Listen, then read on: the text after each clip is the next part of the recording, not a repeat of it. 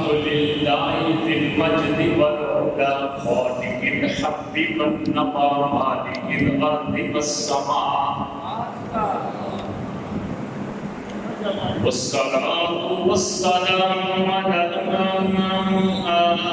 سيدنا محمد المصطفى وعلى آله وأصحابه وأزواجه وأهل بيته بركة التقى أما بعد فقد قال الله تبارك وتعالى في القرآن المجيد والفرقان الحميد ولا تقولوا لمن يقتل في سبيل الله أموات بل أحياء ولكن لا تشعرون. صدق الله العظيم. إن الله وملائكته يصلون على النبي يا أيها الذين آمنوا صلوا عليه وسلموا تسليما.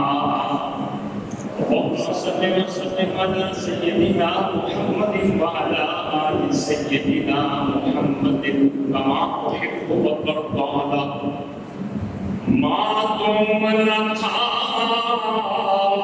سایہ شاہی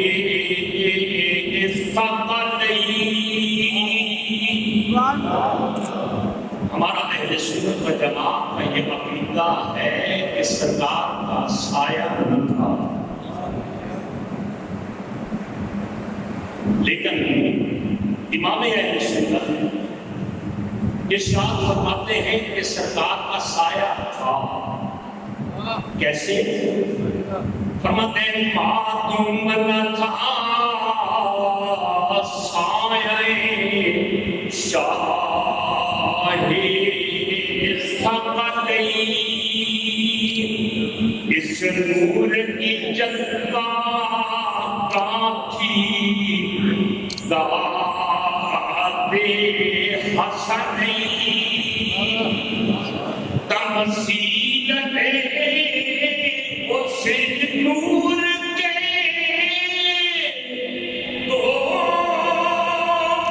حصے کیے، آدھے سے حسن بنے آدھے سے حسین. صاحب صدر گرامی قدر پیشوائی اہل سنت استاد محترم مفتی اعظم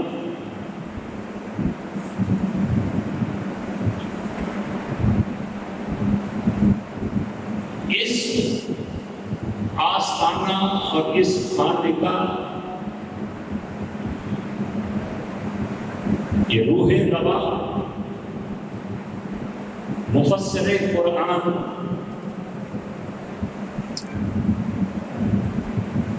نبات ملت اسلامیہ حضور قبلہ پیر محمد افضل القادری دامت برکاتہ العالیہ، دیگر مشائخ اعظام، علماء ذی-بقا، بزرگوں، دوستوں، عزیز ساتھیوں،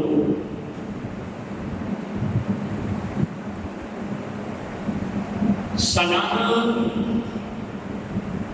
شہادت کانفرنس کے سلسلہ میں اس نورانی، روحانی، عرفانی، وجدانی اور اعتقادی خانقاہ میں حاضر ہیں.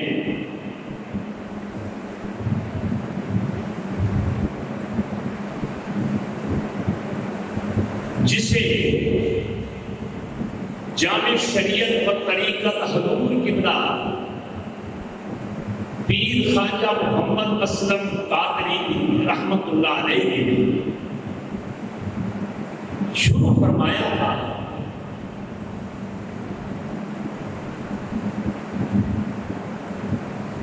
اللہ رب العزت آنے والے تمام احباب کی اس حاضری کو شرف قبولیت عطا کرے. قلت وقت کو پیش نظر رکھتے ہوئے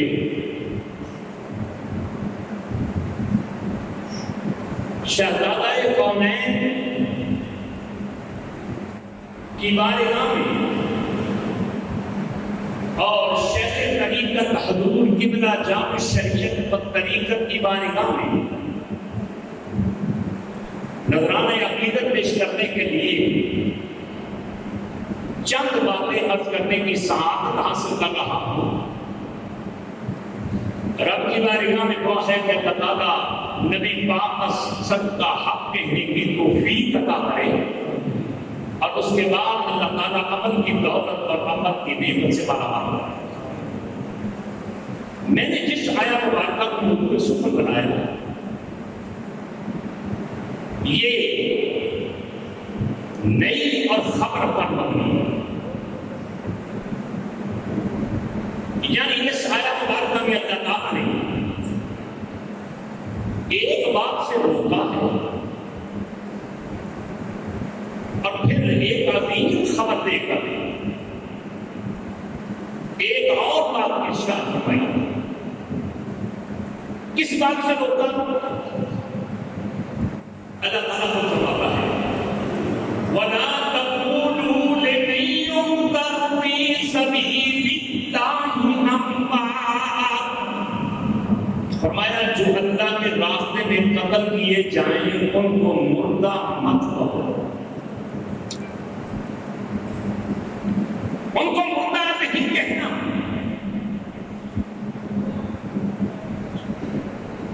اللہ رب العزت نے اس کہنے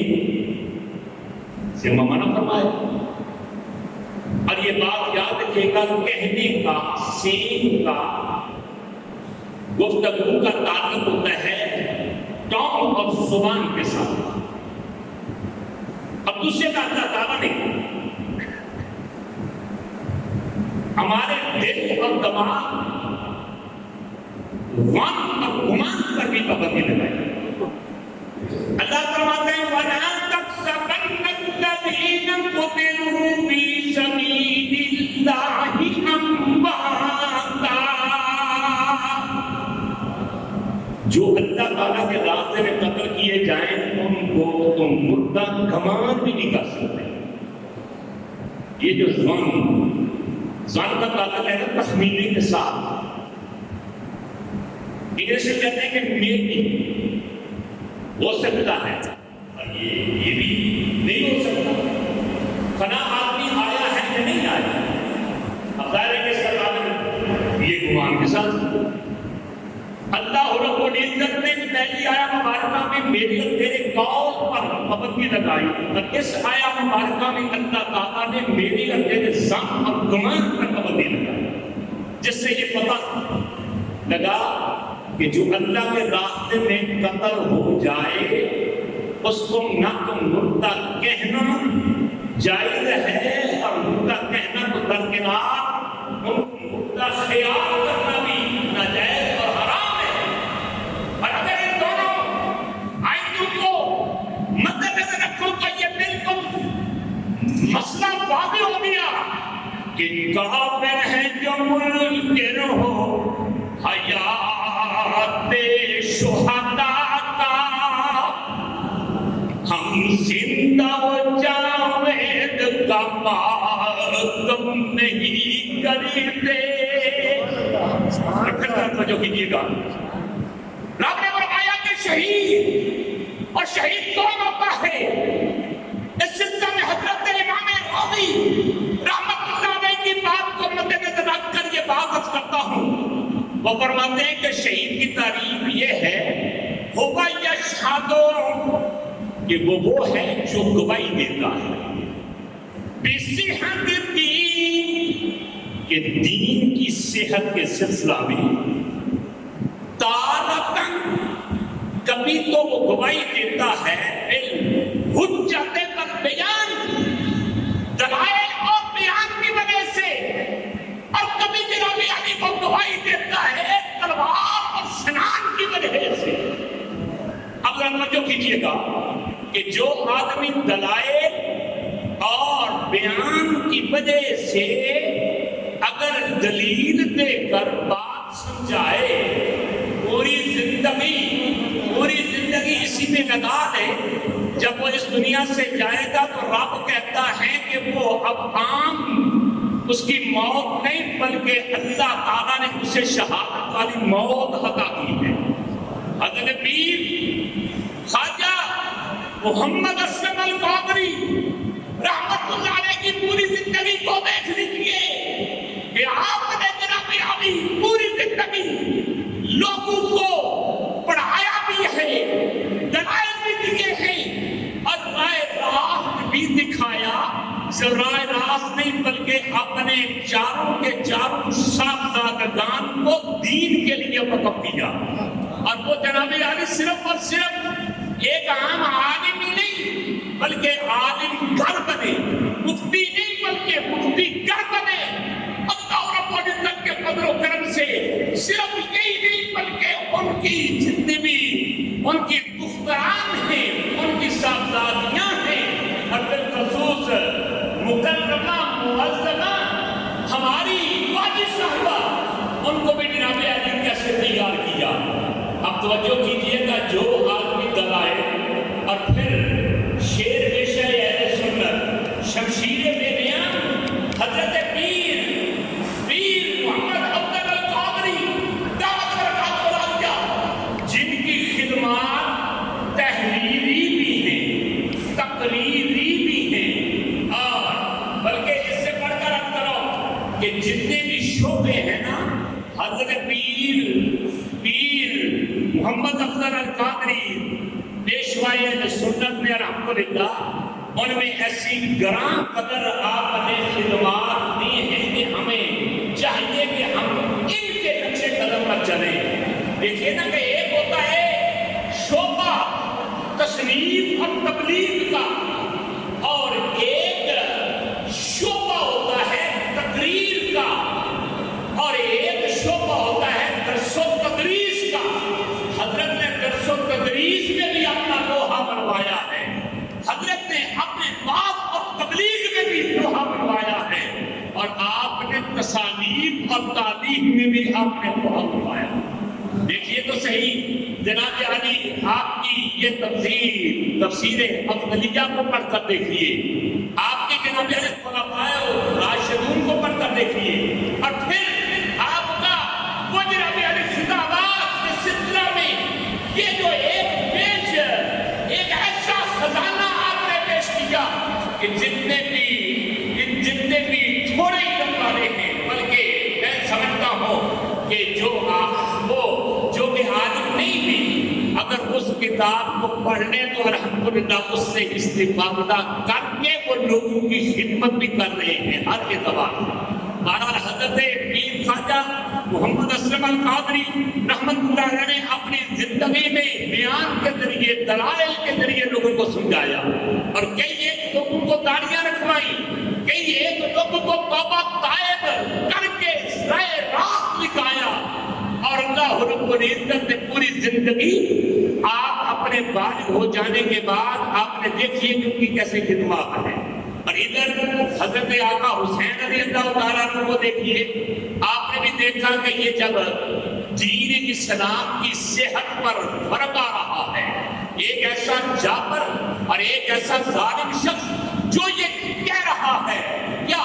کہ جناب عیاشی کو عام کیا جائے، فحاشی کو عام کیا جائے، بغیرتی کو عام کیا جائے، اور آج کل تو جناب علی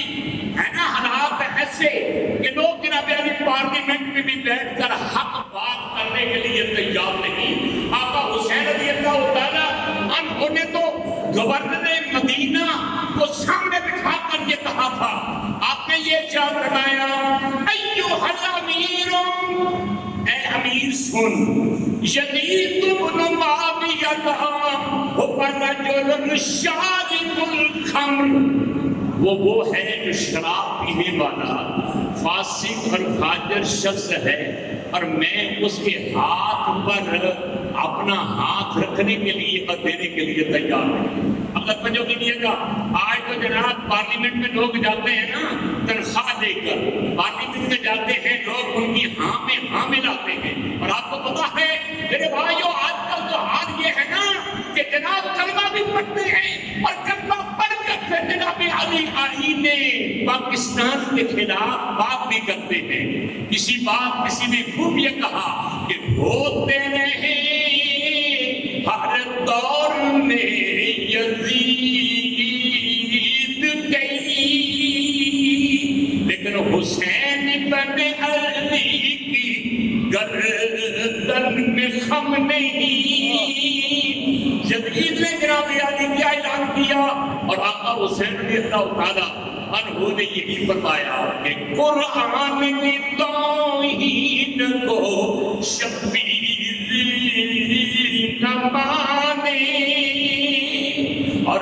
شیطان کے آئین کو شبیر نہ مانے۔ آپ نے بھی یہ دیکھا کہ دین کی صحت پر ہڑپا رہا ہے، وہ دین کو بیمار کرنا چاہتا ہے، دین میں اپنی کئی ایک باتوں کو داخل کرنا چاہتا ہے۔ آقا حسین رضی اللہ تعالیٰ عنہ نے آپ نے ایسا اعلان کیا، ہر جگہ پر وہی کلمہ حق بلند کیا۔ تو میرے بھائیو، جو آدمی کلمہ حق کو بلند کرنے کی خاطر پوری زندگی اسی طرح وہ اپنی جان کو قربان کر دیا کرتا ہے، اللہ تعالیٰ فرماتا ہے وہ شہید ہے، تو شہید کو مردہ کہنا جائز نہیں، مردہ کو اس کو مردہ خیال کرنا بھی جائز نہیں۔ آقا حسین رضی اللہ تعالیٰ عنہ بھی زندہ ہے، اور ہمارے پیر و مرشد پیر خواجہ محمد حسن القادری وہ بھی زندہ ہے، کیونکہ انہوں نے بیان اور تمائل کے ذریعے لوگوں کو سمجھایا اور دین کو کمزور نہیں ہونے دیا، اور آقا حسین رضی اللہ تعالیٰ عنہ نے بھی ایسا ہی کیا۔ تو پھر کیوں نہ میں یہ کہوں کہ تیرے تن پر رستی یزید گر، اور میرے حق پرستی شہید ادھر، وہ جیے ہوئے بھی مرے ہوئے، وہ جیے ہوئے بھی مرے ہوئے، اور یہ مرے ہوئے بھی جیے ہوئے۔ وما علینا